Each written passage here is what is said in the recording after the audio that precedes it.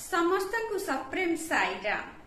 आसंतु सुनिबा आजिर प्रशांति अनुचिंता प्रकृत सत्संग बा उत्तम लोकंक संगति कौन एवं एहा काहेकि गुरुत्वपूर्ण।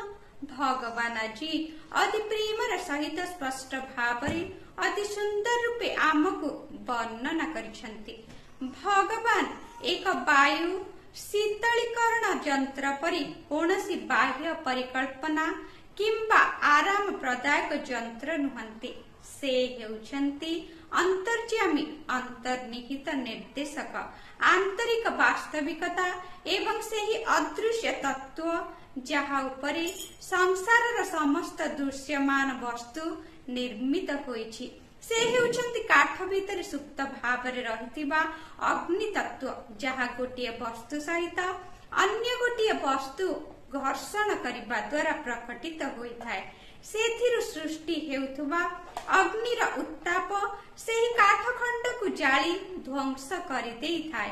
सत्संग तुमको अन्यान्य समभावपन्न आत्मा बा व्यक्ति मानक सहित मिसिबार सुजोग देइथाय एवं सेही संस्पर्शरु आंतरिक अग्नि प्रकट होइथाय। भगवान को सच्चित आनंद भावरे वर्णना करा जाय।